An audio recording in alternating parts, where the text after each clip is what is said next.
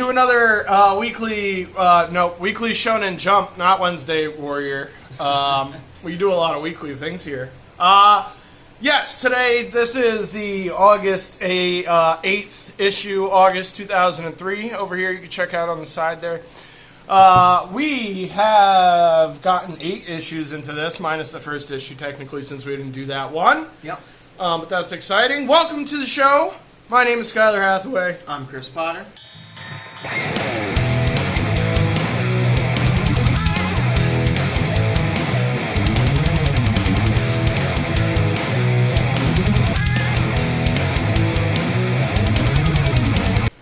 Alright. How about this cover? Not a lot on this cover. Actually, I kind of hate this Goku pose. Okay. It's definitely, I think this is a Jump cover image, because I see these on the collected releases all the time. They always just take them from old Jump covers that aren't used. And, you know, this guy's doing 20 pages a week, adding color sometimes. I get it, you know. Toriyama's a master of his craft, but he's not everywhere at once. This image looks like one of those images where you might have just like drawn the outside first and then filled in all the details on the inside. Yeah. Not a strong silhouette on this one. All the detail is like really centralized. Yep. So, yeah. But I think this cover is indicative of what we actually get in the magazine. For the first time, I've noted how many chapters we're getting for each book, and not many. Yes, we're getting more of this and this than anything else. Most mangas in here are getting 2 chapters. Dragon Ball's getting 4. Yu-Gi-Oh! Is getting 3. Yeah, we get a double cheap in a Sandland. Yeah. It's rare. Yeah. That's because they're gearing to get that out of here in preparations for... Yeah, we got 2 more issues I looked up. Rurouni Kenshin, I believe, is going to take its place. That or Bleach, right? Which is pretty sweet. Yeah, probably a combination of both, actually. Right. Alright, so not much to take away on this cover. There's a sneak preview of this exclusive Yu-Gi-Oh! PC game I'll talk about once we get to it. Oh. And let's move right along. Yep. So this is detached. I handed this to Chris to read without the cover here. This is an issue from my youth, so you'll have to excuse my young care for books. You think you took a Trunks from here or something? Let's see what's on the other side. I don't know. Huh. Actually, this doesn't look like it was cut out at all. This looks like it was just ripped. All right. So this one, yeah, I don't know. But this is a cool ad. Fusion Saga, also places where they're at in Dragon Ball Z on Toonami. Almost done. Yes, and so this card game will also be going with the existence of the television show. Unfortunately, It's a bummer. it is a bummer. It's a good card game. All right, gonna point out our usual cast of helpers over here in the editorial. We got the English adaptation, we got Lance Castleman, we got Joe Duffy, we're not going to talk about that guy, and we got Gary Leach. Yeah. Doing some good stuff, some comic people from America translating for us, putting down some words so we can read it. And then look at that, we're already at the interview, which like usually there's at least like 2 more ads before we get to the interview. So already you can tell like this issue is a little truncated, I'd say. We definitely have slimmed down from past issues, I feel like. I feel like there was less ads, less editorial articles, and especially less of notes, too. Yeah, for sure. So here we are. We're at the Hiroyuki Takei interview, which is only a page and then another page later to come. Yeah, this was super frustrating, the way we formatted this interview, because we're not only spreading it across 2 issues. The end of the second part of this is a to be continued for next month's Shonen Jump. We're also splitting it between chapters of Shaman King. And I really dislike that. I feel like these interviews are a good way to get into the head of the mangaka before we read their manga. I think that's the #1 reason we have these. Yeah. Especially because, as me and Scott have talked about a couple of times with these interviews, they're very canned questions, asking similar things. And honestly, when you ask canned questions, you're going to get canned answers. Yeah. So we're not getting a ton about this artist out of them. We're not getting into minutiae about tools, about layouts. No. Mostly we're asking influences and just like general questions kids would be interested in. Yeah, and I will say the interview does give you a few things to take into reading this story. Yes. Mainly that Takei has no prior art training. He didn't go to school.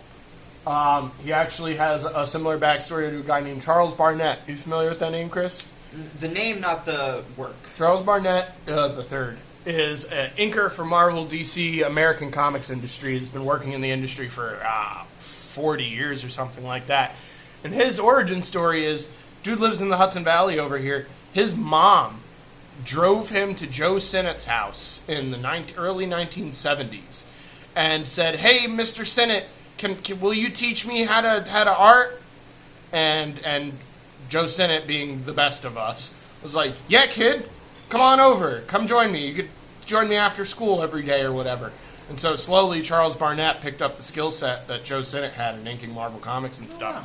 And it was because Charles Barnett's mom dropped him off at this stranger's house. Joe Sinnott was, an adult with kids himself at that point in time, too. Right. So he had some reference of like, all right, this kid, he wants to draw. Okay, I'll give him the time of day. Really nice guys, and seems like there's kind of a similar situation.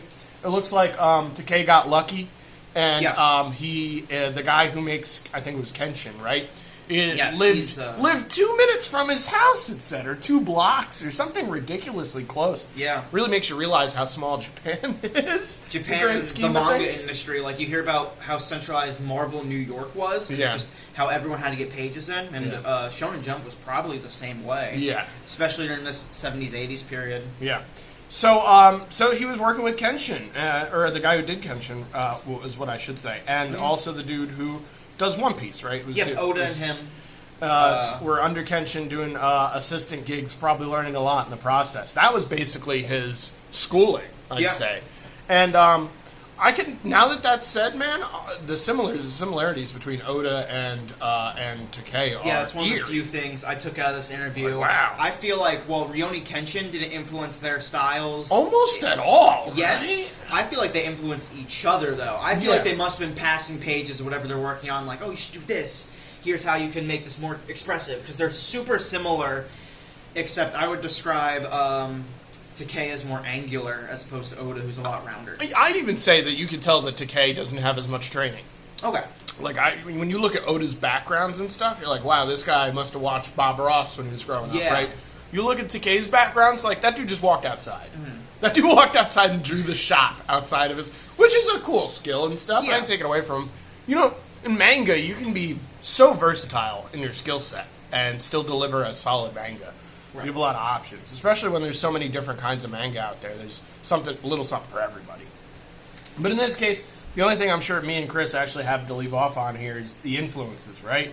Yeah. We got, he quoted almost no Japanese influences. Yes. His only Japanese influence was Osamu Tezuka, which everyone would quote him. He's named the father of manga. Yeah, unfortunately, I'm only a little bit familiar with his stuff, though. I believe he's Astro Boy. He's Astro Boy. Do you know who did Nemo?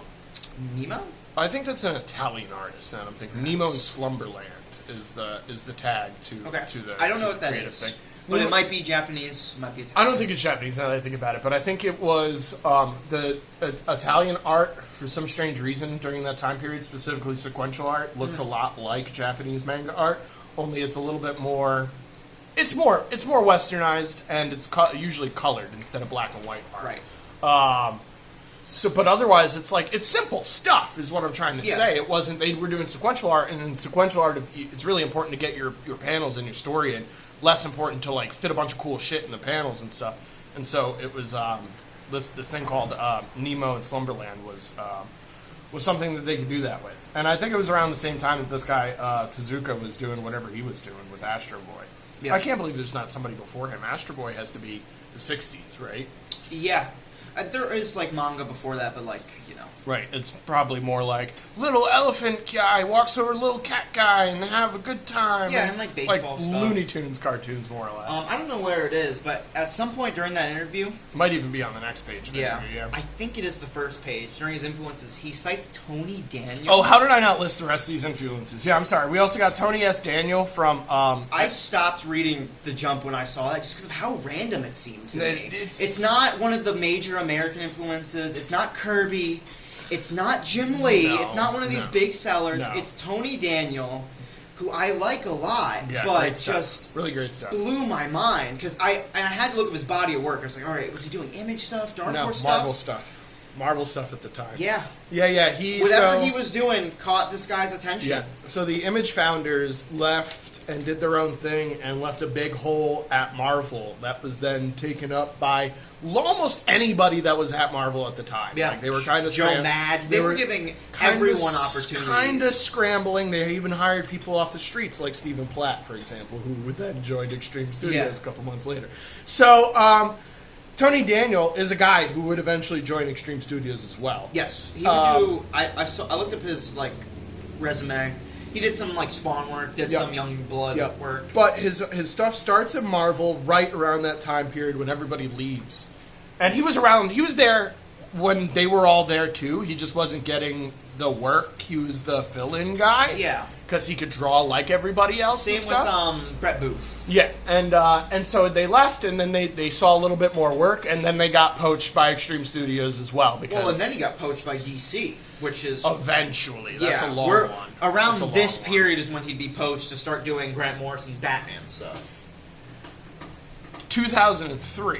Around this, maybe 5. Maybe my timeline is a little truncated. So the other thing that I want to note too is Shaman King 1998, Hiroyuki Takei. He's talking about influences. Yes. So he's talking about prior to 1998, Tony S. Daniel. Okay. Is what I'm trying to stress. So we're trying to figure out what did Takei look at of Tony S. Daniels, right? Right. And the answer would be X-Force, X Factor, the X fill-in books. That's where he was at in 1996, 1997. And I guess that just says how little Japanese artists get of American comics, because he must have just picked up a couple books, liked this Tony S. Daniel guy, not even knowing who he's aping, his influences. So, remember I was talking about how I think it's interesting that Hellboy keeps popping up in influences on manga creators? Yeah. It's the 4th time this has happened. No exaggeration. Right, yeah. So... And remember I theorized, Dark Horse was at the time was the first independent American publisher to take manga from overseas and publish it over here. I'm almost 100% confirmed that it was going the other way around as well. I'm sure DC stuff is making it over there. I'm sure Marvel stuff is making it over there. Image stuff, I don't think so. Right. And any other indie publisher, definitely not. But Dark Horse was publishing stuff in Japan, they must have. For sure. And if you look at this list, right, we got Mike Mignola, the Hellboy guy, Tony Daniel, not working in Dark Horse, but working at Marvel. Tank Girl, where's Tank Girl at? I don't know. It's a Dark Horse property. So and that's the artist I can see the most in Takei's work. Jamie Hewlett, yeah. Especially when he starts doing the Gorilla designs. I was going to say Mignola with the blocky, shadowy stuff. I was thinking more his characters, the arm, the lankiness. That's for sure. But, and Tony Daniel has some lanky characters, too, for that being said. Yeah, but, in such a different way. I was just... Yeah. I had to think about it for a while. I stopped reading The Jump for a good 20 minutes trying to figure this out. With Tony Daniel, I think he's great at layouts, man. The guy can plan a page really well. But better than, Jim Lee. Like we were saying, he just doesn't know. I don't know. Jim Lee's good with big bodies, man. I'll never compliment Jim Lee on layouts or backgrounds or cities. Yeah, I guess anything. it's just the time Marvel is printing 1 million copies. This is when Japan is getting these comics. I just have to reconcile that in my head. He also named specifically 3 people that were famous in the 90s. Yeah. So there's a time period while Takei was reading comics, right? For sure. Anyway, moving right along to Shaman King. This is not going to take long, man. No.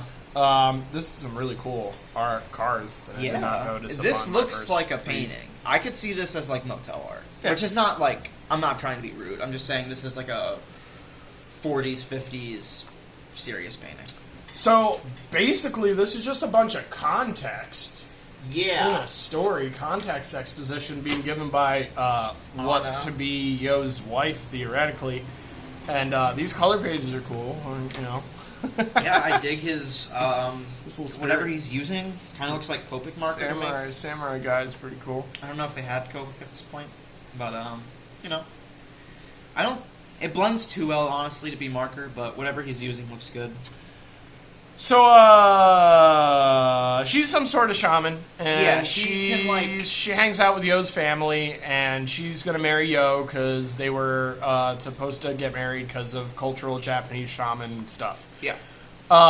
She can talk to all sorts of ghosts, living, dead, heaven, hell, no matter where they are, she can talk to them.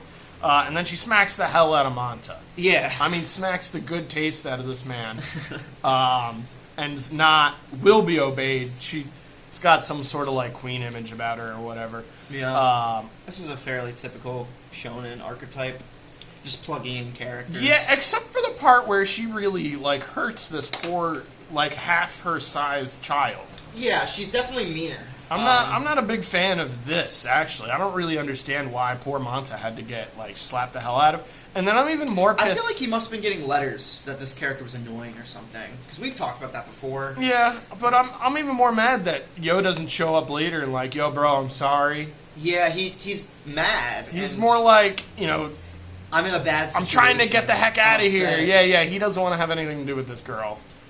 Anyway, you know, Yo... I like these silhouettes. Sure, yeah. This is some good no-tan cartooning. And really good, not comparison, but, you know, look at this dude, then look at these two dudes and different art styles and stuff. Yeah. So Jesus Christ, Buddha and Atlanta.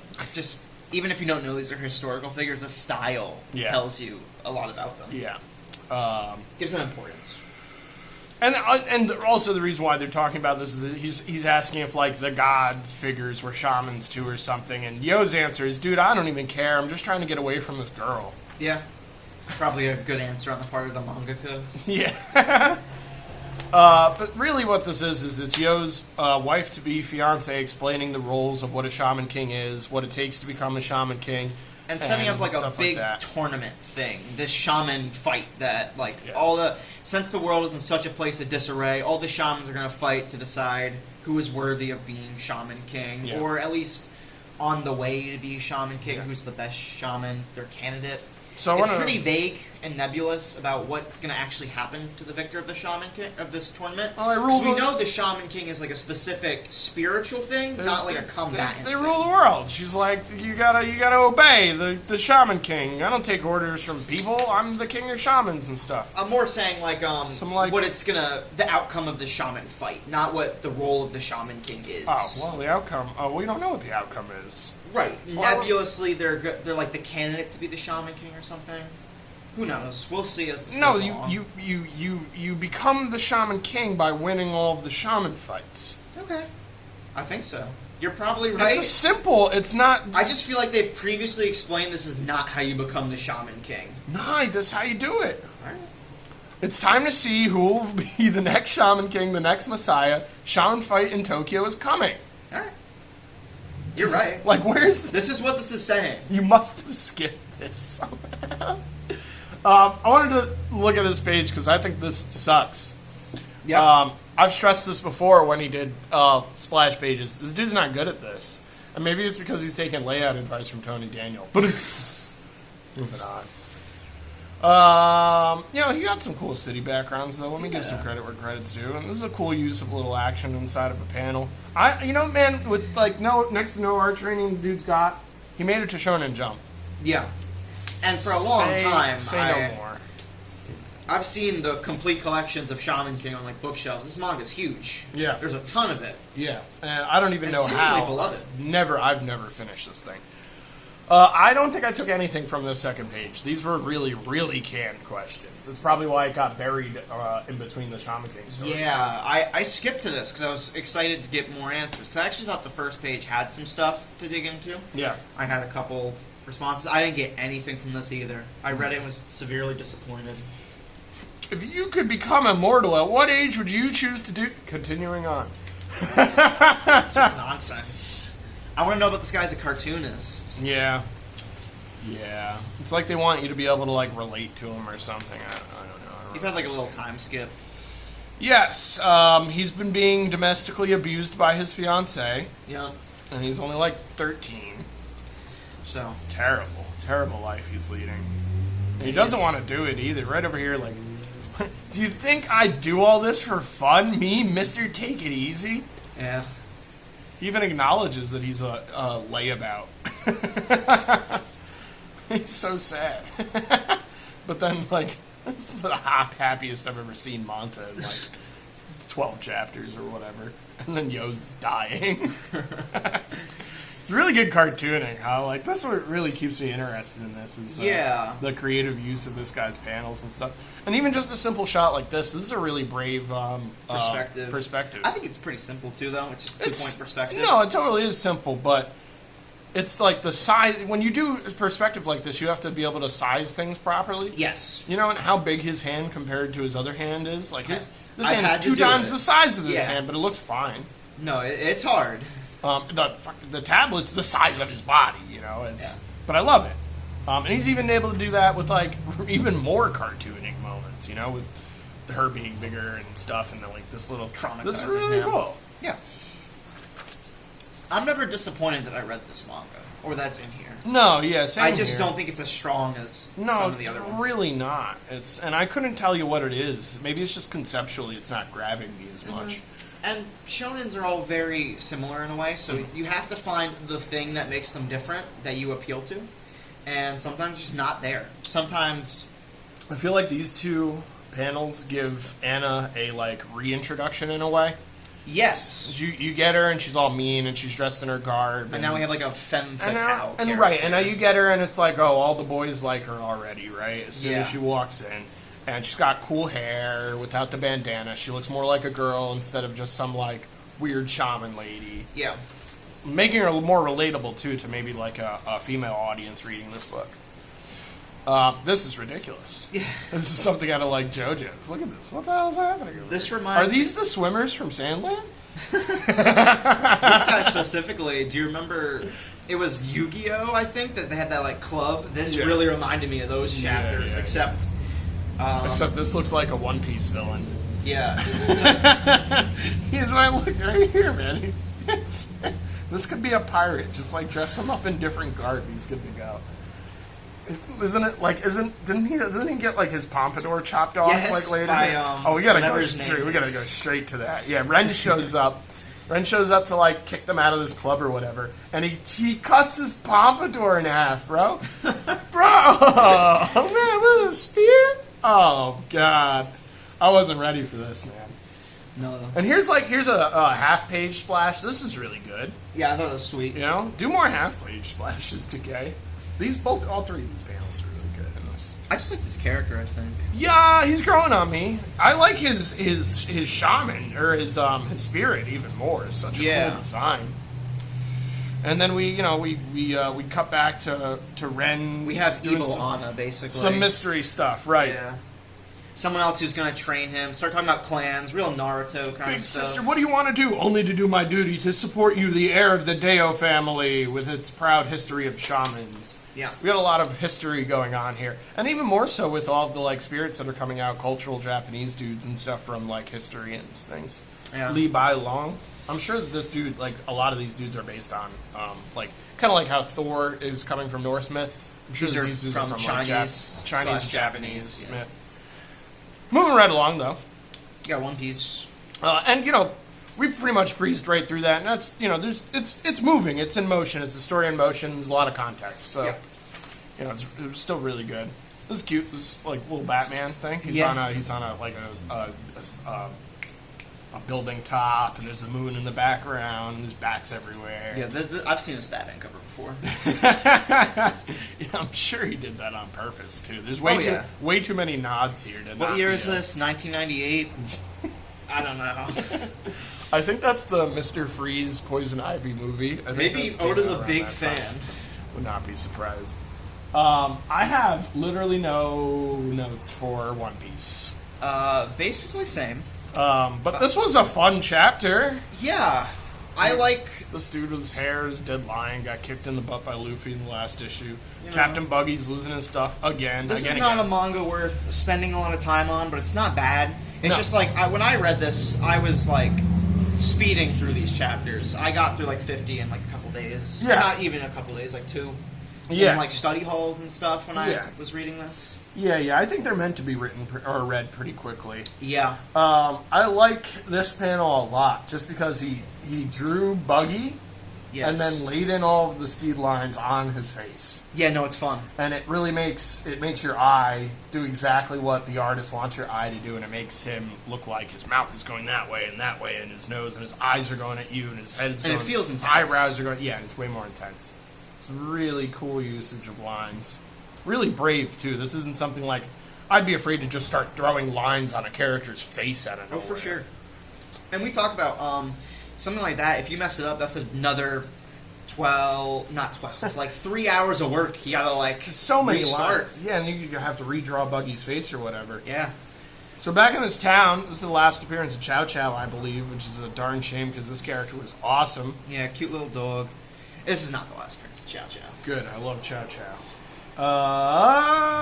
But yeah, we're still building our pirate squad is what's really happening if I had to summarize these few chapters here. And all the time we have to endear Luffy to whoever the new crewmate is. So that's really what these are going on. Luffy is put through trials that show this character how good a person he is. Right, and Zoro's already sold. Oh, Luffy. yeah. For almost no reason even, for a good reason, but Yeah, I'd expect him to still be a little tentative by now, because it's only maybe a week into and you their gotta think, life. how long of his life has he been a pirate hunter, not a pirate? And he's totally he's full drank swing. the Kool-Aid. Full swing, Which yeah. should tell you a little bit about his Chugging intelligence. the Kool-Aid. Yeah. Here's the town's guy. He's trying to help the town get back together or whatever. Yeah, he's trying to fight Buggy for Luffy. And then Buggy blows up the town. Yeah. Big old cannonball. But that's okay, because that's not going to hurt our boy Luffy, who's made of rubber. And apparently not Zoro, who's made of, I don't know, something that can carry 2-ton cages with Luffy inside of it. Made of steel. This is Steel Man, Steel Zoro. Yeah. There's a lot of action in this issue. Yes. There's a lot of words here, too, but they're not saying a lot more than like, no, don't do it! Yeah, do it! No, don't do it! Yeah, they're the words you have to put in a manga, so there are words. I like all these, open, really... There's a lot of white space here. Yeah. In fact, this whole chapter is a lot of white space. There's not a lot of... and it's probably because we're on land and stuff. We're not at sea. There's no clouds or anything. Things are fun. Things are moving. Yep. And we got to focus on, the most of the drawing is spent on these cool, dramatic shots. Yep, and making Luffy look cool. Yep. Every panel he's in. Yeah, he looks Bunch good. of nonsense. This is more nonsense than usual, even. And, somewhere over here it says not actually a real pirate. It's not actually sweeping the name. Here's a mammoth. Yeah. He's really unimpressed. How about this mammoth with a hat? Like mammoths with a hat. Yeah, mammoths with a hat are cooler than mammoths without Without hats. All right. So yeah, that's really what's going on. We have this new character who's he's a swordsman. He's gonna get one-shotted though, right? He would, but Zoro's injured, so we have to nerf him. He's a swordsman, but he's also some wild acrobat. Yes. That was what I liked about this guy. Yeah, these guys are fun. Do they stay in his crew? Do we see Yeah. Hair Guy and this guy later and stuff? Oh, Okay, yeah. That's cool. So I don't really like Buggy, but everybody he's rolled out has been sweet. Yeah, they're very funny. Buggy's just too much, and he looks too much like Zoro with a clown nose. Yeah, they definitely have to diverge designs, and I feel like Oda's This is a limited face palette. structure changes. Yeah. He draws some different faces. Sounds about right. Yeah, I think he's got, Oda does this thing. All right, We have trapezoid head and we have circular head. I think this was messy. I don't mean to, tear apart these mangas too much, man. You know what's going on with this whole issue of Jump is there's really not much to talk about. All of these stories that we're in are in the middle of their stories. We're actually in the Right. middle of their arcs. Yu-Gi-Oh! Is gearing up to becoming what it's going to become eventually. Yu Yu Hakusho is gearing up to become what it's going to become eventually. One Piece is embracing itself, basically, at One this Piece, point. but it's also in the middle of an action arc, and That too. where there's the most to talk about is usually the start of an arc, where we're setting up exposition and Yeah. character arcs. Now we're just seeing them through. Yeah. This is cool. Buggy chops his own hand off to go and basically force choke the mare. Yeah, This is one of the more creative uses I've seen. yeah, we're gonna. How does he even take his hand off? Oh, he just shoots it at him like a Yeah, he rocket. can just break apart. Right. Yo, that's so cool. He's always just chopped in pieces. This is great. Yeah. Lay your hand off my man. This is like your hero panel. Mm-hmm. Told you I'd clobber you. He's gonna summon the thing, man. How does that hand? Here's a space in between the panels, huh? The hand travels back to him from Luffy. And talking about perspective, there's a little bit going on here, and it just is effective to making a cool standoff shot. Yeah. I think that this might be one of the things that that Oda's weak on is perspective. Yeah. If you look at these characters, it's pretty simple. This looks good, the building right, and the amount of space looks good. But there's something about these two and Luffy that they don't look quite right. Yeah, I don't think there's probably not a grid here. This is probably dashed out. And also he draws people fairly lanky. Yes. Especially Nami over here, right? So like, okay, keep on moving. Not worth tearing apart. I like this dude's like makeshift armor that he's got that he totally put together from the scraps like of what's dishes. around in the town. Yeah. And then Luffy does a very Vegeta Piccolo thing here. He has to make the hard decision. And he knows that he can take down Buggy, but he knows that if he doesn't put this guy out, he's going to get in his way. Mm-hmm. So he does. He was in the way. And then we get the Buggy Luffy fight for a little bit finally. Yeah. He shoots a cannon at him. He balloons up and shoots Gum Gum Balloon, something that Oda does better than almost anybody else, naming moves, Because Luffy is such a believable guy to be like, I named all of my moves. I did it day one. I found 200 different moves that I could do, and I named them all. Especially way later, we see Luffy as a kid when he eats the devil fruit, but like a little after that when he's like training and really bad at it. Yeah. So it's a lot of fun to see him like coming up with his moves and like failing them. Yeah. It kind of reminds me of like maybe the Sam Raimi Spider-Man with the trying his web and stuff. Yeah, love it, love that. Or even like Kid Goku who has named moves, but it's just like paper, scissors, rock. Yeah, he's just like having fun. Yeah. Very typical. Yeah. But works really well. And then that's the end of this chapter. We move right along. So we'll get back to this in a moment. Luffy's probably going to put down Buggy pretty quick. We're fighting Buggy. We're fighting the acrobat. Soon, maybe we'll get a ship and we'll start sailing out to sea. Yes. Maybe it'll be Buggy's ship. That'd be cool. Yeah. I haven't noticed this before. Have you? Original publication dates? That's nice that they have it there. Yeah. I have not noticed those. That's so cool. 980. Also, look how... And I have to assume this is talking about Dragon Ball. The whole thing, The whole thing. I can't believe that he did all of this in only 11 years. Yeah. Well, you've got to think about YuYu Hakusho. I was amazed to find out that's like 5 years. I guess. No, I guess I didn't think about it. 11 years. It's a while. And he did not. But he was writing other stuff too, though. He was doing. I could swear he was still doing Dr. Slump. Right in the end of Dr. Slump. The reason Dr. Slump ended in Dragon Ball Begins, the reason he came up with Dragon Ball was because he ended Slump. Okay. He was doing like one shots, like Cashman comes out. out. Yeah.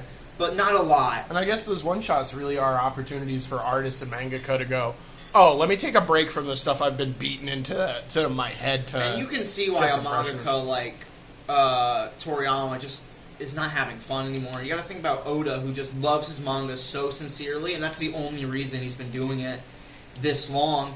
Like, a guy like Toriyama, he's admitted to not liking the stuff he's doing right now. He doesn't like Super Saiyans. Yeah. He's never talked about androids. I was going to say, I have a feeling that the driving force to him doing this whole thing... It's his editor. ...is probably, not just his editor, but in regards to like keeping himself in some sort of happy mood, is his villains. Yeah. I think that a Toriyama, at the end of the day, is a true lover of science fiction. For sure. And martial arts. And because he gets to fit all that stuff in here, it keeps him going. Yeah, he definitely was like, saw Terminator and probably was reinvigorated to make some cool stuff. And honestly, it's kind of unfortunate, he keeps getting turned down, because these are my favorite villains of the whole thing. They're more people than almost any of the other villains we get to meet. And that's saying something, because they're barely humans, they're robots, androids. Yeah. Prepare to face Vegeta, you stupid dolls. Yeah. Alright. This is my favorite stuff. This is one of my favorite panels in all of Dragon Ball Z, This whole introduction is great, because we have 3 panels which sell this character immediately. Or, there's one later on, too. But it's this one and this one right here, because we're setting up his size. So we have this panel where we really shrink him down, really scrunch him up in this small panel, and guys like Frank Miller will tell you about this all the time. The best way to make a character look huge and imposing is to fill the panel borders. Yeah. Right? Look how small Yo is. Look how tiny Yugi is. Goku, the whole page. Right. But yeah, we have him taking up almost this whole panel, and he's like, and here's scrunched up. Here's the panel borders. Here's his hair. Here's the panel borders. Right. Here's he has him completely break it once we stand up. It just sells size so well in a way I can barely even go into how effective it is. Like, we talk about good panels from One Piece and Shaman King, and that's because I don't want to say they're the exception, but they kind of are, as opposed to Dragon Ball, where they are every panel's the standard. Panel. People who don't like Dragon Ball, like, constantly rag on whatever they rag on. But you have to understand, he's just such a master of paneling in a way no other mangaka really is. Look how simple this image is too. Yeah. Well, there's so much white space and dark space that it's it's perfect. His design is so perfect. Mm-hmm. This, and something I didn't realize until staring at this for the past 30 seconds or so. This armor, right, is so original, but it immediately reminds me of the villain that came before this. Who, Frieza? If you were to take his face off of here, take his body off of here, right, and take that R&R symbol, this kind of just looks like Frieza's body. It looks like Vegeta's armor. It looks like Vegeta's armor, sure. It's the shoulder pads, this. But what I'm trying to say is it's alien. Yes, it has a visual language to it that we've been beaten into throughout the series, that this design is alien, or at least from space. And even later on, we see Pui Pui as the sort of design when we're in Babidi's ship. Weird alien monster kind of thing, but okay, we're putting now all of those attributes on this character from the get-go. And we get these blank stares, which are very imposing, until this group of chapters continues. Yeah. So he's setting this character up in the best way possible because none of its image represents who the character is at the end of the day. Right. This is the only thing that this character keeps consistent is his silence and contemplation. Yes. And his Android 16's adventure through life is a story in and of itself. One of the most thoughtful characters, and also one of the ones that we can't prove has thoughts. Because he's not a cyborg with the other two. He is an android. Straight up robot. This is a robot guy. So we don't know what's really going on in here. And he's one of the most, And he dies before we could ever get more exposure. Absolutely wild character. One of my favorites. One of the greatest designs I think I've ever seen. And if you time this properly, I bet that Toriyama's watching things like Terminator and RoboCop and stuff like this. Yeah. He looks like one of those guys, yes. right? This is Arnold. It's totally Arnold. And here's a little smile out of him. Right here, too. I love this group of panels, because we get these, blank doll stares from all the androids. And then how much more confused are you now that he's, smiling? And he's looking at them once they start mentioning, murder or whatever. What do you want to do?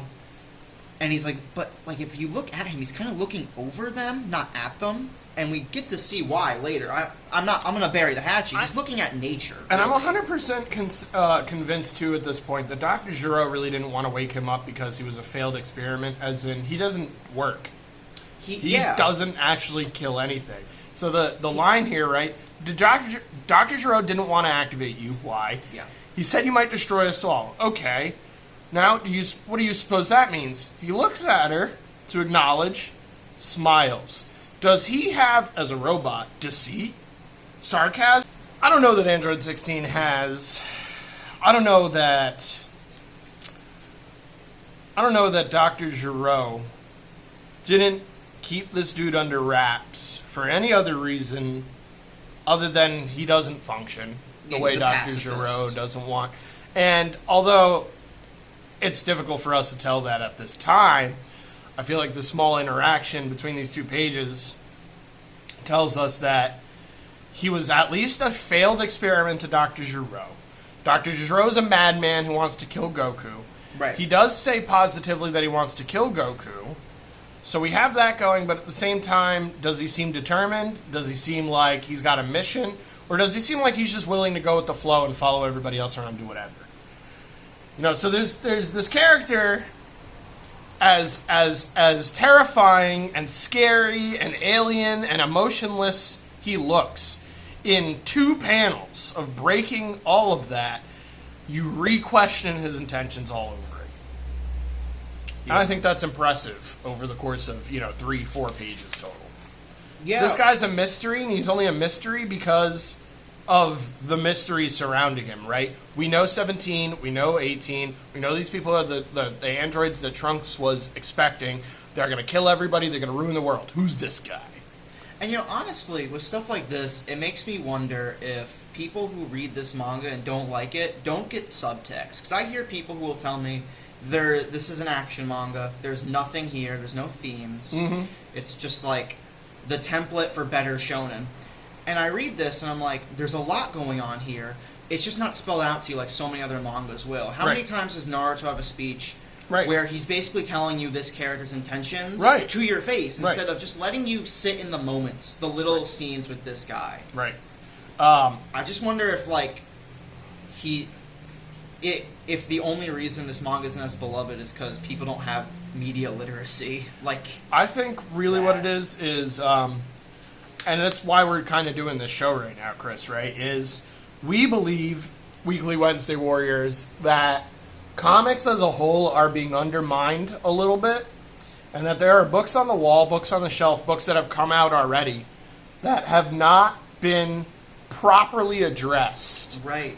And we feel, since me and Chris do this anyway, we feel it's our obligation to you, the viewers, to the people out there, to show you that there's a lot more that you can take from these things. And I truly wonder if the reason this is overlooked is just because the anime has to spend so much time in doing this. Also in this is a 3-minute scene. Yeah. I don't know that literally, but it could be. Yeah. Just because they have to extend time. They have to not catch up to this. They gotta have Krillin lose his shit, and then they gotta have somebody power up. Then they're gonna have Krillin lose his shit, and then they gotta have somebody power up. Right. Or add 4 episodes where Garlic Jr. shows up, and the writing is just not as strong. Right. I wonder just how much is lost in the shuffle, basically, of the TV show. I'm sure a lot of it is, but I could also say that I got a lot. Not all of it, but I got a lot of it from just watching the show. Right, of course. Otherwise, I wouldn't have gravitated to this so much if I didn't think it had the depth it has. And, honestly, this shit is still cool. So, even if none of this lands, I would probably still read this manga. I'm right. I'll be honest. Let me quick compare this to Shaman King, right? Depth. We got interesting villains, complicated characters. We've even still got really well-drawn panels, interesting action, and everything else. What's this now lacking comparatively? Almost everything I just listed. And look how many words are in this page to tell us 2 things. Manta is happy that Yo is taking things seriously, and Yo doesn't like it. Yeah. Yo is depressed, basically. Yeah. That's all you get from these 2 pages. And trust me, when Trunks starts trying to tell his dad to do stuff, it takes him a while to, actually try and talk to that man. Yeah, but you gotta fill 16 pages. But there's a reason why we're doing that. Yeah, so we cannot overstate the masterfulness that goes into simply a chapter of Dragon Ball Z here. And this stuff, these pages have always annoyed me, because people will look me in the eye and tell me Vegeta is a good father. And I read this, and I'm like, is he? No, Piccolo's a better father than he is. Goku's a better father than he is. People will look me in the eye and be like, Goku's a terrible dad, Vegeta's great. Even when we're in the Buu saga, he's still beating up Trunks. And let the record show, he's fully acknowledged that this is his kid by now. Yeah, and doesn't give a shit. And he's still trying to kill Goku. And in about 3-4 panels even the kid he knows is his kid, he was fully willing to let them die so he could fight these toasters. So, not 3 or 4 panels, but later in the next chapter, he kills somebody. Yes. And that's another note I made. How many people do the androids not only ever kill, but especially in these chapters, especially in the TV anime, how many people do Vegeta kill? Vegeta's still kind of the villain here, because he's really just letting these people walk around and do whatever they want, and they're causing a problem. He's only antagonizing them. Are they causing a problem? They steal a car. They're about to. They're about to commit a little bit of theft. They're about to. And they're going to cause more problems, but Vegeta's antagonizing it. And if you're the antagonist to the villains, come on, you're the villain. Yes, so honestly, these chapters are done from the perspective of these guys, not just Vegeta, but Krillin, Tien, Piccolo. Those are characters are all reformed villains, and they're really the ones bothering these characters we have no idea of their intention of. Remember, the Trunks special, the Trunks chapter has not come out. We know nothing about these guys. And on retrospect, we can say, okay, had 16 and these characters not intervened, they would have become villains. We cannot say that at this point as a reader of this manga, even as a reader of the American version. Yeah, the whole point is this 16 character being here is to throw us a wild bone and go, right, you guys thought you knew what was going to happen? The story's going to go a different direction And by altogether. the end of the chapter, even 17 does not kill any of our protagonists. Does not harm the only non-combatant. Yeah. Lets him be. Yeah. They only care about killing Son Goku. Yeah, and you mentioned perspective, and I think that's interesting too. Oh yeah, especially shots like this, establishing shot, showing where everyone is in space. Oh, sure, but I mean perspective of the characters we're following, more specifically. Right. Frieza, did we ever get that many panels where it was just like him talking by No, himself? because he's a dictator. There were a few, him talking to his guys, telling him to go find the Dragon Balls, whatever. But also usually Vegeta's around the corner. Somewhere around those you were chapters. cutting to him or whatever. There's going to be like whole parts of these chapters where we're just with the villains. Yeah. And they're just being people. And they're just driving around doing Yeah. their thing. It's some of my favorite stuff because, in a way, after reading and watching so much Dragon Ball, I wouldn't say that I'm tired of Goku, but I would be satisfied for a break from the man. Well, also, I would say by this point in the story, Goku is not the active character. He's not. Especially arc-wise. And neither It's is Vegeta Gohan. and Neither is Gohan. Gohan. Yeah, Gohan a little bit. Gohan has an arc. It stops for a lot of this. Right. But throughout the Namek saga, and especially the end of this saga, Right. he has an arc. Yes. Vegeta has an Yeah. arc that we're building up Vegeta, to. yeah. Goku does not. I would say Goku that- had an arc in the Frieza saga, I'd argue. It's about him accepting himself. Now he is the catalyst for all the events that are going to happen from now on, but he is not the active character. Right. I'd say that He's a passive character. Trunks and Vegeta right now is running the show. Yes. Which, that's probably my biggest thing going on, is that Trunks is not the protagonist of this arc as he should be. No. I feel like he should be the one to beat Cell. I feel like this arc would be so much stronger if... Whatever. That's a problem for later on, because Yeah. right now we're doing some interesting things. Even Vegeta being the strongest says a lot about him and Trunks' relationship and how it builds, and that's the core focus of our heroes right now. Look how creative this panel is. Yeah, this action is so good. This is one of my favorite fights. It's like this looks like a animation cell in between two moments. This looks of like animation. 3 animation cells. and it still works in panel style format. Yeah. Comic medium. You know, even a little subtle perspective where his eyes are just shifted a little bit to make him look like he's looking Vegeta, up. pretty impressive. Yep. Here's the dude who's gonna. I mean, they even show that there's a person driving the truck just to show that Vegeta is very much going to Manslaughter. absolutely murder this human being. And he's got a kid. And right look now. how brutal this is. And This like explosion. He's very. This man is so confusing. He doesn't make any sense. Just a grown-up baby. Yes. This is a whole bunch of fighting. Where's not? Me and It's Chris can have a lot to great say. action, Really but- great action. Vegeta, are you okay? You know, Trunk's such a a shot like that. And like, look how these panels take you across. You start here, this kick leads you into this panel leads you down, this panel leads you forward. All this stuff is very easy to read, keeps compelling action, it's all good drawing. Mm-hmm. Like, you know, and look at this perspective shot. Yeah, it's really good. establishing shot too. Showing where everyone is in This space. is a new chapter and stuff. And you know, the background isn't the most interesting, but it is a background. It does show us a setting.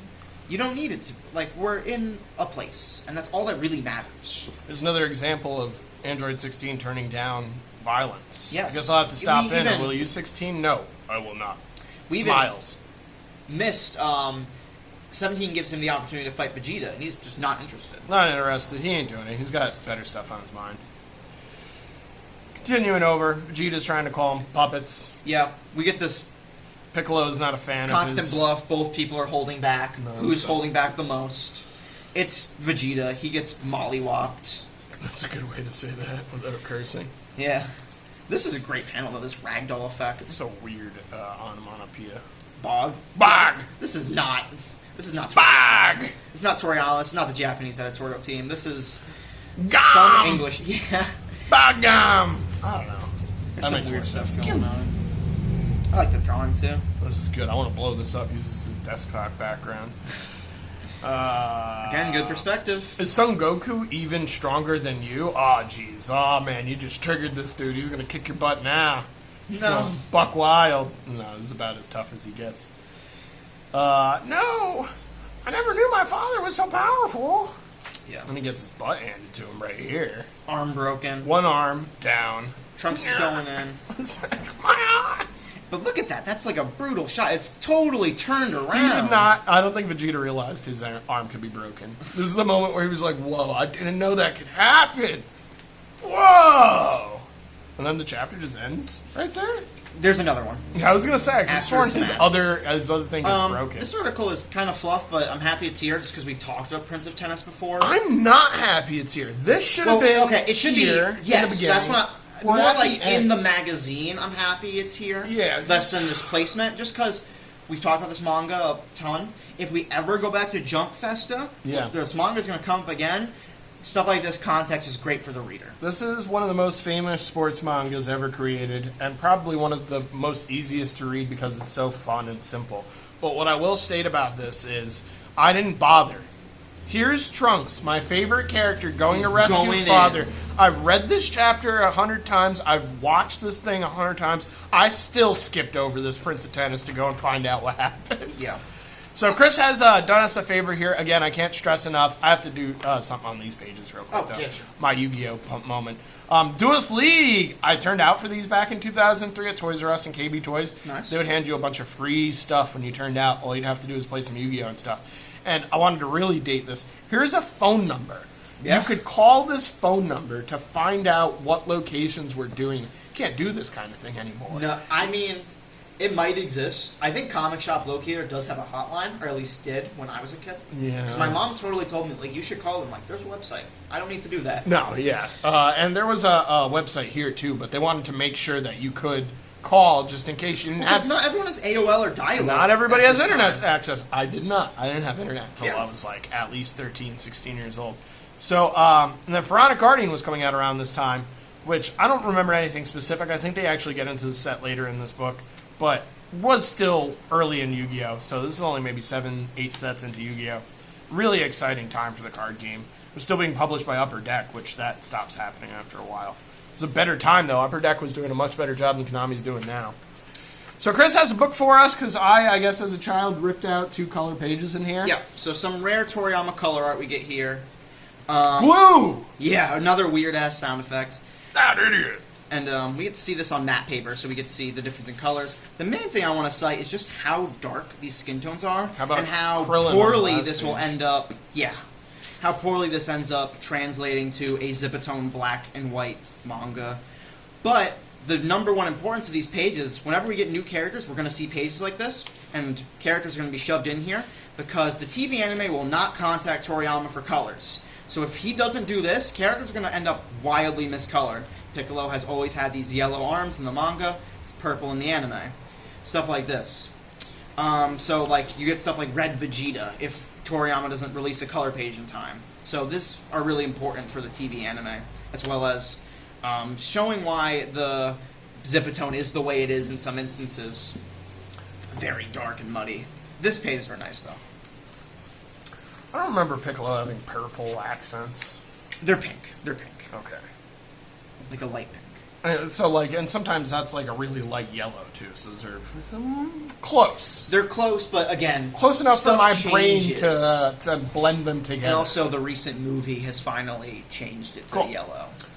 So, you know, the most recent piece of Dragon Ball media you've seen probably had them in the correct colors. So, unfortunately, with the backgrounds, all of this, like, Zipatone and stuff he uses kind of makes it look really muddy and it's not botched. Zipatone, too. This is just what printing creates. This is not applied screen tone. This is Xeroxed screen tone.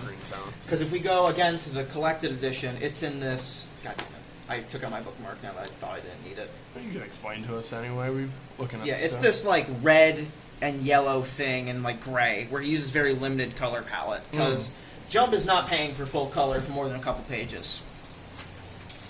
This is a very cheap magazine, at least in Japan. This is one of my favorite panels. Newspaper pages. Piccolo is allowed to have these really creative expressions. just due to how flexible he is. They'll do that with normal people too, though. Yeah, but especially with Piccolo.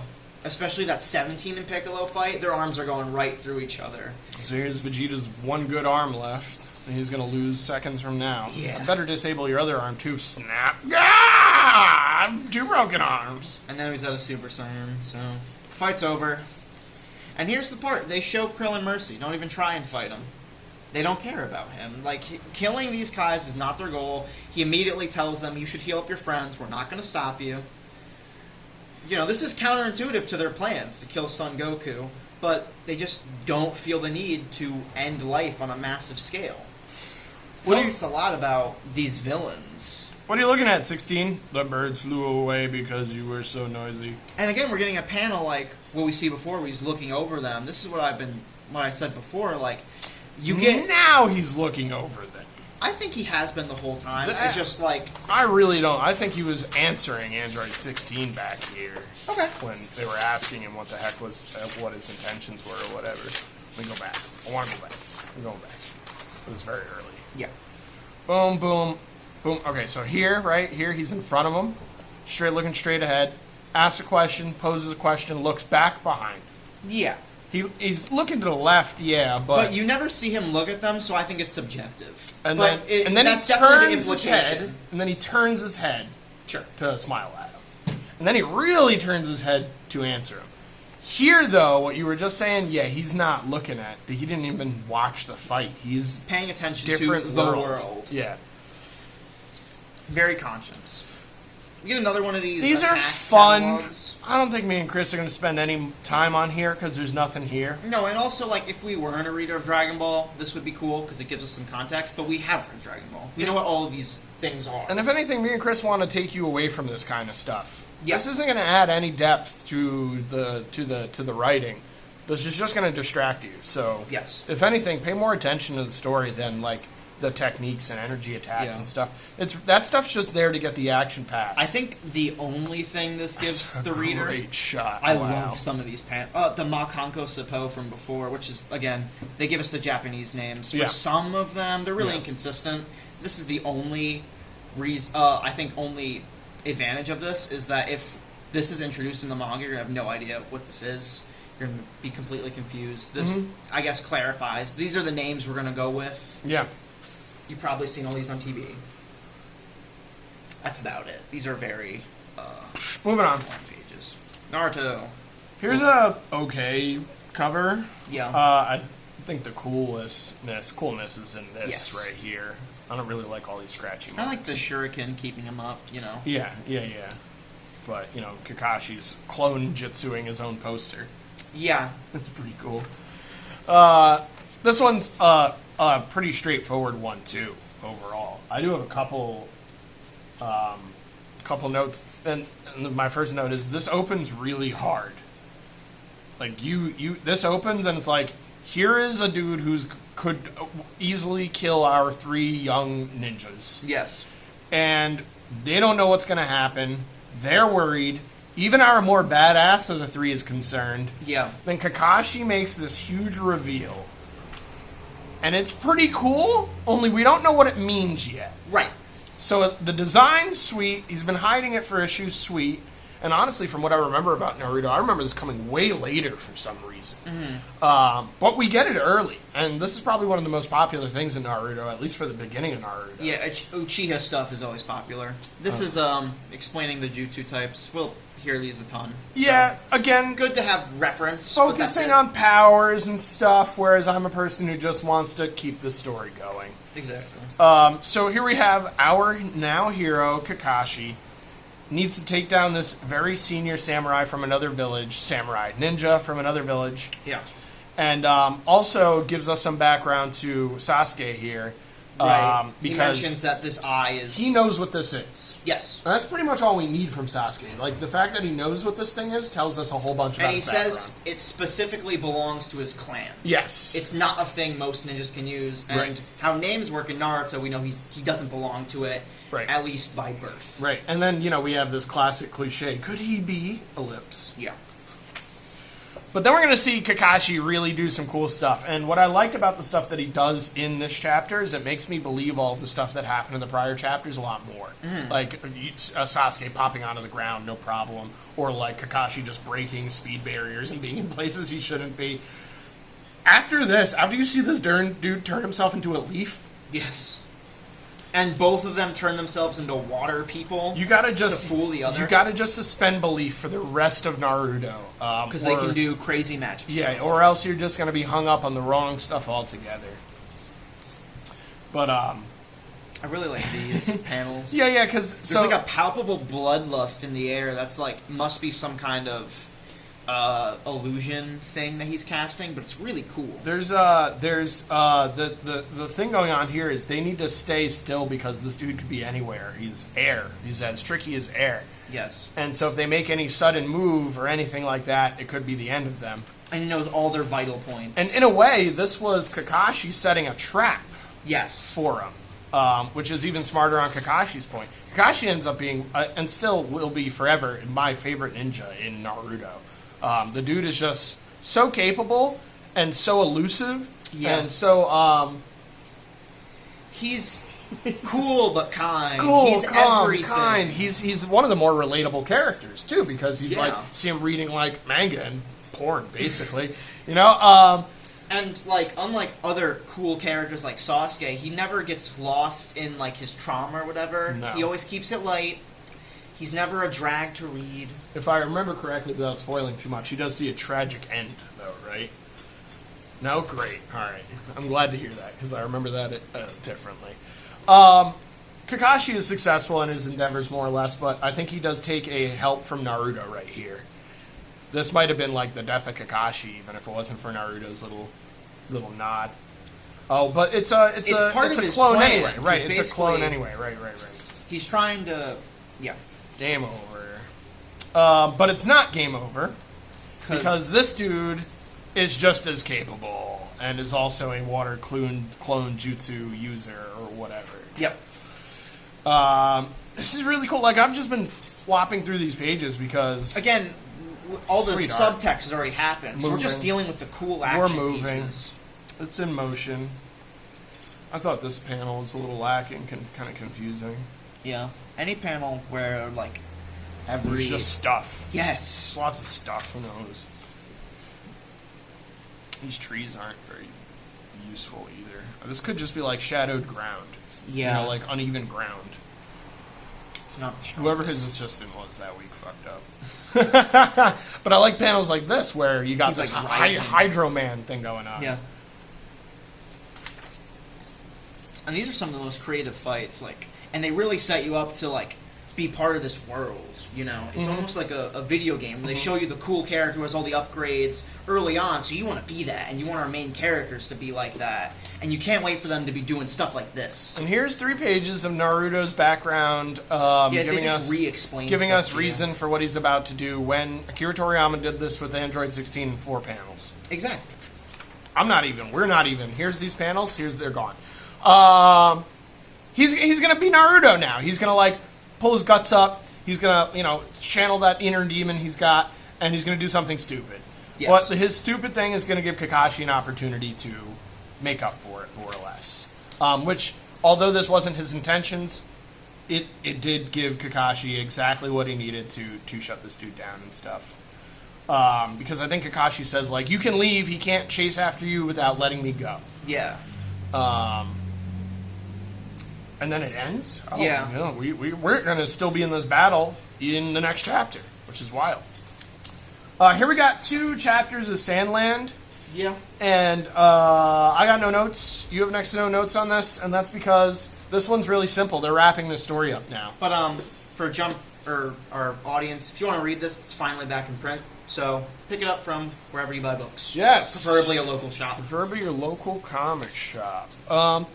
But we'll sit here and we'll compliment our designs on Akira Toriyama and the cartooning that he puts in here. There's these swimmer guys, and they're finally going to get to swim, which is cool. Yeah. Kind of like a weird payoff we weren't expecting. Yeah, I really like that scene where, like, after Beelzebub beats him, this father character's like, hey, my sons have never swam. Can you let them swim? This would mean a lot to me. Do what you like. Yeah. Beelzebub doesn't care.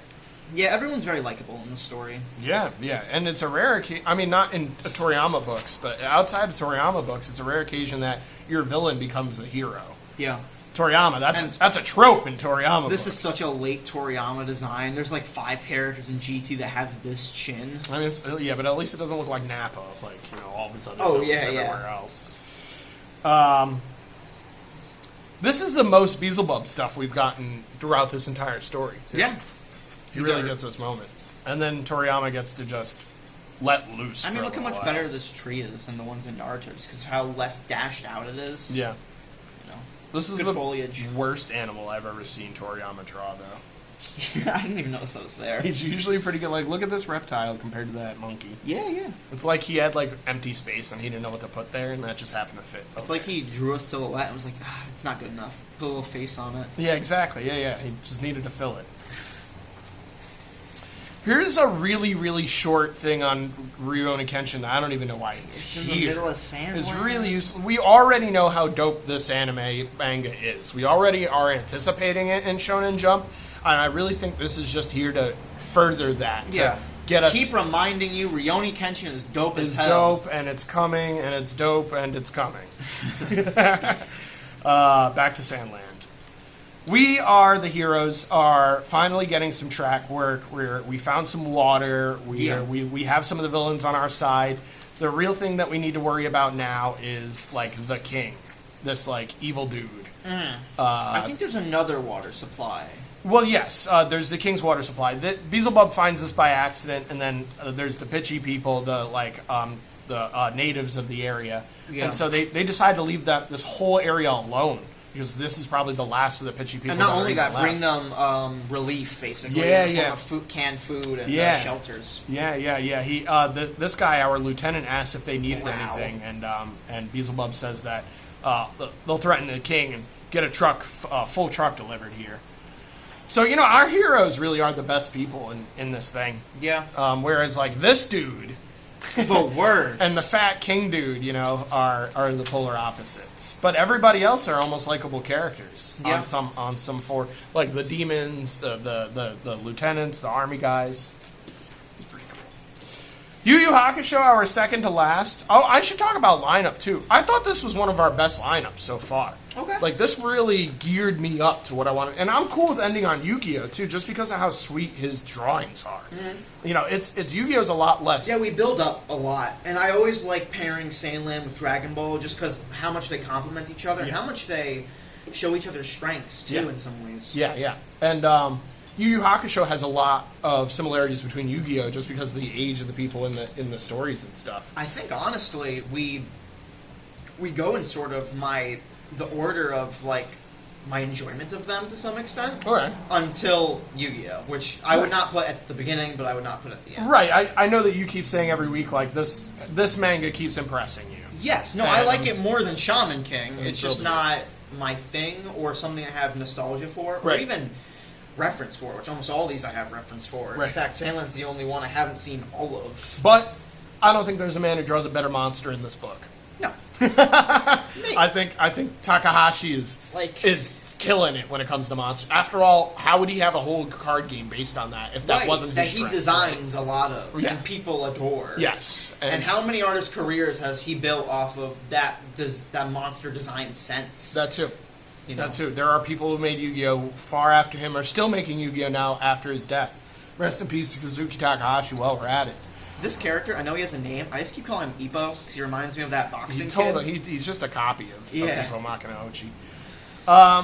We got Yu Yu Hakusho by Yoshiro Togashi. Original publication date from 1990 to 1994. Not even 5 years. This is probably 4, maybe 4.5. Yeah, 4.5 years or so. And he does a lot. I've been reading a lot of Jujutsu Kaisen, and the number one thing I get from that is that dude loves Togashi. That guy is basically... Like, if you are a fan of Jujutsu Kaisen, read Yu Yu Hakusho, you're going to be surprised how much of that manga is in this manga, and how much better it is for a lot of it. I like Jujutsu Kaisen, but, like, the first half is just, like, light Yu Yu Hakusho in some extent. Even the supernatural elements, Which is one of the modern favorites is all built on the shoulders of Togashi. Which is wild. And Bleach, I guess, but that's not something I have context for. I'd even say that these 15 chapters were Yu Yu Hakusho light. Yeah. So Jujutsu Kaisen is even lighter. Yu Yu Hakusho. I would say like Sensui light. The guy Geto from Yu Yu Hakusho is Sensui. Okay. And like territories from Yu Yu Hakusho is one of the main powers in JJK. Cool. They have like domains. Cool.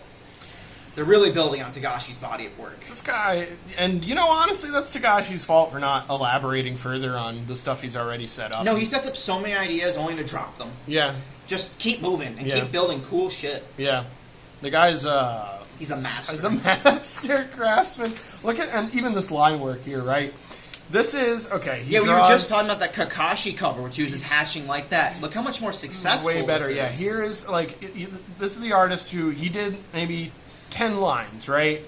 1, 2, 3, And, I don't want to 4, cast 5, aspersions, Takashi. 6, 7, 8, 9, and an ear over here, right? And then, okay, 10 lines. Yep. And then 1,000 lines on the inner form of the face of this character and stuff. Moving right along. We got this quick chapter. We're not spending much time here. Okay, here is a copy of Ippo Makino from Fighting Spirit, or from Makino no Ippo, whatever you want to call it. Yeah. This kid's having some trouble, had some trouble in the last issue. Yusuke jumped into his body to help him become a boxer and help beat up some bullies that were taking advantage of him. Here's an appearance of a character that's going to totally come later, in a way. Oh, I get what you're saying. Yeah, This that's looks the a lot announcer like lady. the announcer Except in a bunny instead of a cat. the Dark Tournament, yeah. Guess So he's a obviously Tagashi had fun drawing this, because he draws there a whole bunch again later. But this is just like a shove-in boxing chapter. Just showing off that he could do Hajime no Ippo. Yeah, and showing off his ability to do some weird Yusuke facial expressions. Yeah. Man, I ain't got nothing to complain about. This is just not as exciting as our usual. I love how he has Yu Yu different Hakusho. eye languages to sell different characters. I really think that that's something that people should build up when they do this kind of stuff. Is eyes, because mouths and noses are even tougher to set aside from each other. But there are so many different eyes that you can do. And Still you really looks like only eyes. need like 2 or 3 noses. Mouths are not even variations, like lip volume, I guess. But Yeah. eyes, you can sell different characters so much. Oh yeah. Like, they're like these filler, like, panels. Yeah, but also a moment for Yusuke to think like, what am I even doing? I guess. Yeah. Because he's trying to That help must this. be what it's for. He's helping this guy out, but everything he's doing is doing nothing. Yes. So what can Yusuke do other than sit and like ponder for a second? Like, what's gonna work? Okay, listen, kid, you're being an idiot. Yeah. Do your shit. Get your shit together. Because if you're not, I might as will well kill you. You might as well beat your own self up because you're doing it right now anyway. I'm sick and tired of being in your body. Yeah. Just a little. This guy. He's offended Yusuke basically, and like he understands it at a point. He's like sad that he's offended his ghost buddy. Yeah. And he bucks up and he goes at it, and he has a great time. He puts down this bully from the other school. He's successful in his endeavors. And I feel like this is a moment right out of Naruto where he uses his headband to block a shot and then gets a shot in. Yeah, really. They're gonna do that stuff. Really, I'm sure this is probably more accurately out of Fighting Spirit. This is probably Right. something that he saw Ippo Makino Ochi do. This little tiny little bubble. Look at the pretty lights. Yeah. That was funny. We're already done with this chapter. This is it was a quick chapter. This is one of the most useful shove-ins in this magazine here, and it's just reason for it. It's exposing a new Japanese culture, which is a huge thing that I love in Shonen Jump. I wish they did more often. They're talking about a week that they basically celebrate the same thing as Dia de Muertos in Mexico. Right. Which is the Day of the Dead. It's a Week of the Dead, where they send out lanterns into the ocean to help guide their family spirits home and stuff, and it's really nice. It's really sweet. It's a way to commemorate death and make its importance part of life, and everybody's got to deal with that kind of thing, so it's nice to have cultural background to that kind of stuff. And also, since it's Yu Yu Hakusho we're dealing with, this is fairly relative. Okay, here's another simple chapter. Yusuke, this was really done well in the anime too. I wanted to stress. Yes. It's one of my favorite episodes. Yusuke needs to get back into his body, but just like any fairy tale where we're dealing with like death and rebirth and anything else, there's a trick, there's a gimmick. You need to break the reality to let yourself come back to it. Right. In this case, he needs to figure out a way to get Keiko to kiss him like the ugly frog, so you can turn back into the prince. Yeah, I love all these nighttime backgrounds. Yeah, and here's a bunch of like Koenma laying like really awful news on Yusuke, that Yusuke's like, great, thanks, you know, over and over again, and Koenma just thinks this whole thing is great. Just having a great time. Yeah, I don't, man. Tagashi is not afraid to just do whatever he wants, you know? I love Cool. He's one of the greatest anime characters, manga characters of all time. Why did I dream that? Horrible, disgusting. Is him kissing Yusuke? Yeah, they're trying to use their like dream-like influence so they can bring Yusuke back to life. Botan, more specifically, too, yes. right? Botan's like, I got an idea! And she goes and like flies off, and she infects Kuwabara's dreams. Does not work. And she infects Keiko's dreams, and thankfully, even though Keiko runs into some trouble here, because it takes her a while to figure out what's happening, and she does. Not just that, but she's very distracted because her mother falls ill. Yes. She's in the hospital. But then, while she's at the hospital visiting her mother, Botan has a cool plan to take over her mother's form for just a moment and send a message through, since her mom is unconscious. Yusuke, go to Yusuke, hurry, it's time's running out. And since she had a dream about it, this is like a verification of that dream's reality. Boom, she's running, clock's ticking, she's getting there. And then how about some really, really, really, really here's Tagashi doing what Toriyama did earlier in this book, proving that he's more functional, more dependable than the dude than Kishimoto. Look at that. Here, like, this is like a dashed out background too. And like you got a couple words here, right? But you didn't even need them, right? We passed that out, we dropped that. And This like would still be sold. And like, again, one of the best things he does here is control the time with these repetitious panels. Yes. And even like these subtle movements. Really. I describe these as Kurtzberg-esque, because Ed Piskor will always talk about the master race and how this is like one of the things people take from that, and how you can use paneling to establish time and the speeding up or slowing down of time. These are maybe my favorite panels outside of that Kuwabara one. Yeah, because they're so subtly Three changed. different facial reactions. I'm sad. There's a chance. He's awake. Yeah. No words, images. Human brains realize images faster than we do. We can see this shot, words. and then we see this shot too in our head. This moves. Yes. I'm reading this manga, and I am seeing this motion like it was an anime. Here's anticipation building. Serious anticipation. The time has run out. Yeah. We don't know what's happening. It's still going on. We finally get some answers. Doesn't look good. Wait for it. Boom! Happy delivery. And like, look how we've changed the background. It's almost like lanterns flying up. It's this momentous. And feeling. how about our usual Yusuke face versus he's Pretty looking at Yusuke Keiko. face, yeah. He's looking at Keiko. Shoujo Yusuke. And here and we these have are some great panels. Yes. Don't even know why he's doing this. In fact, it looks great. Yeah, dude, he doesn't draw slices of life. This man draws monsters very well, but here he is showing his realistic hair with capability. like colics and like bends and stuff. And here's a gritty laid in for no reason, just to do one I panel. love how Botan barely has hands. She's like all sleeve. Yeah, that's true. And Koenma lays on us a little bit exposition. Yusuke's life is only going to get harder. This ain't the end of this story, folks. We got a lot more to come, and it's gonna turn too. It's gonna turn into something totally different after this, man. We're gonna keep turning. How many times have you guys seen like Hiei and Kurama in this book, and yet no appearances so far, right? That's gonna turn. All right, we got Yu-Gi-Oh. I also have much notes for these, just because. Again, we're wrapping up a story. Yeah. There's some great puzzles in here, though. I have Great one riddles. note. My whole note on this chapter is there isn't a single wasted space in any of these panels. Right. Cool monsters. Kazuka Takahashi is nailing it, and he's terrifying you, and he's making you think that like Yugi's friend's gonna die by like the worst death bots, jumping off a building. There's no control over it, and meanwhile he's got Jinochi running around doing his own thing. Yep. So there's two plots going on that we established in the last chapter a little bit, but these things are going to come to a head eventually, and the head is really going to help Yugi out in the long run, because that's kind of the message of this. It's kind of the message of Yu-Gi-Oh! As a whole, is the importance of the people that are around you that are here to help you. Right. And the reason I'm flipping through these pages so quickly is because it's all action. The only thing same as One Piece, same as Naruto. Once we get into this portion, we're just going to be showing you the art for a second, moving on. And there's just these little lines on the tablets to make them look more like stone.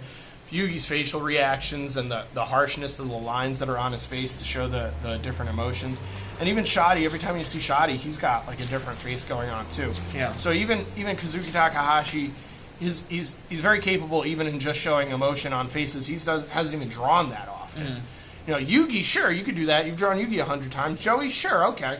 But Shadi, how many times have you drawn that and he's still selling? And I'll be honest, as a kid, I never liked Yugi's design. Never made sense to me. Always kind of bothered me. But now that I'm reading it alongside so many other manga, I really appreciate it because of how different he looks. Yeah. How special he looks. Yeah. It helps this manga stick out. It does. And even make his grandpa look a little bit like him hairstyle-wise, Yeah. too, so you have background for it. This monster, by the way, is relative to Egyptian lore. This is a god, I believe, in the name Amet. Yes, Amut. Amut is a hippo man, the hippo woman, whatever it is. And the judgment yes. god who weighs your heart when you die. Which, coincidentally, we're going to be talking about in Moon Knight. Watch the weekly Wednesday Warrior. Anyway, we got this puzzle. Yugi solves the puzzle. It's what's at the center of this image. It's supposed to be a mirror on this puzzle. He answers the mouth. Mouth is in the middle. He gets released. Right. It's something about doubles. So he's like, okay, the monster has 2 eyes, 2 nostrils, 2 ears. What does he only have one of? The mouth. It's the mouth. And it opens the centerpiece. Great puzzle. Could have also been the nose, though, right? One nose. 2 nostrils, 1 nose. Mm-hmm. And the nose is also in the middle. Yeah. So I thought that this riddle was lacking a little. It's hard to come with creative riddles, though. You know, any Batman writer will say the Riddler's impossible to write because he's got to write riddles. You know, I have 4 or 5 I'm saving up for if I ever one. have the opportunity. Yeah. And that's what every writer says. Chip Zdarsky, Tom King. They're like, we got our riddles. We just bank riddles. We just bank riddles for days. So Joey shows up, kind of saves the day, but also is part of Shadi's plan here. Shadi abducts Joey to do another portion of the game, the part 3 of the game. It's silly. It's silly rules. I don't think he abducts him, though, because I think he's under Anzu at this point.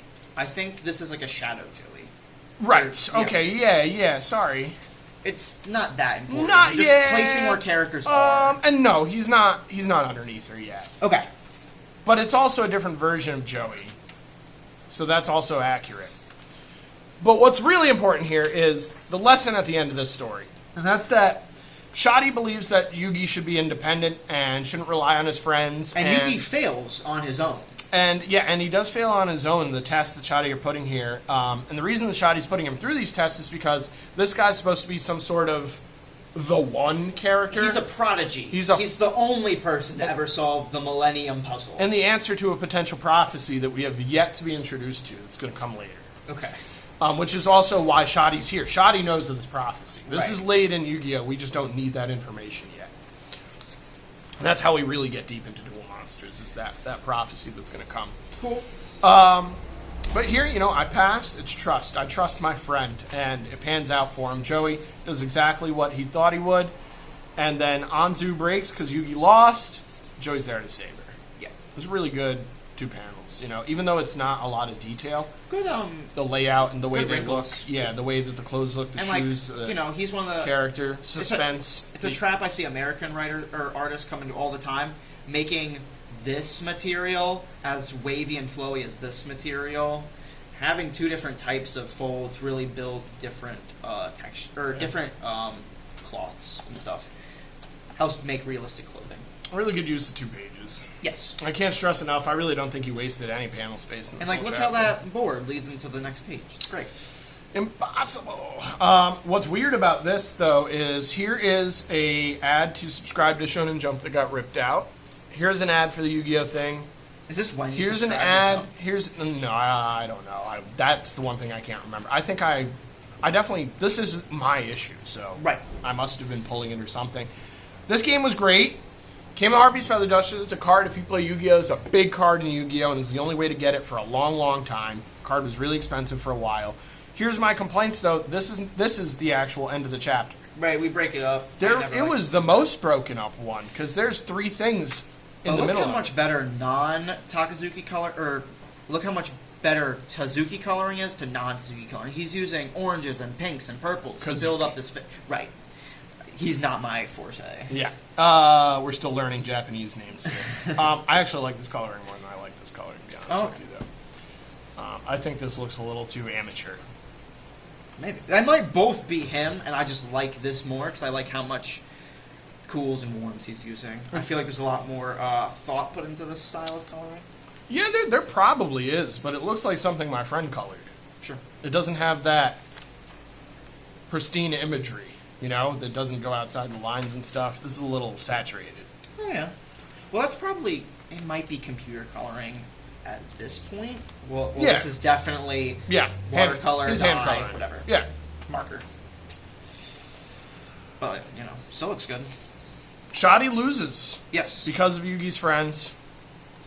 And this little thing that Shoddy's Millennium item manages to touch Taya Anzu, taking her out of her spell. Does the same thing for a couple characters later in the series here. This zombie dude, Yugi tells him to touch the thing to him. The zombie dude turns back into the professor of the museum. Yep. We save all the characters. We wrap up the little story here. Everybody stays alive. Nobody dies. Yeah. And Shoddy is like, you have passed all the tests. It is my complete defeats. He's trying to show him something. The power of unity. The power of unity. Just man. like a puzzle. So this is... That's a fun page. We're missing our key players here, though. We still haven't been thoroughly introduced to Tristan, who's like going to take this spot normally here. But we got our 3 main players. And, Joey wants to tell this guy to, go and eat shit in so many ways because he caused Anzu's almost death. And then Grandpa's going to take us all out for ice cream. Let's go! Oh, burgers. Even better. Probably Anzu's place of work. Yeah. And Shoddy catches his... Little ending for Shoddy. This isn't the last we're going to see of him. Yeah. We get a happy cool exit. So, here we are at the end of this book that has nothing. This is... I don't even remember this. Somebody... They did a song competition, and they submitted these songs that we'll never be able to listen to. Was there a website? I don't remember that. I don't remember that either.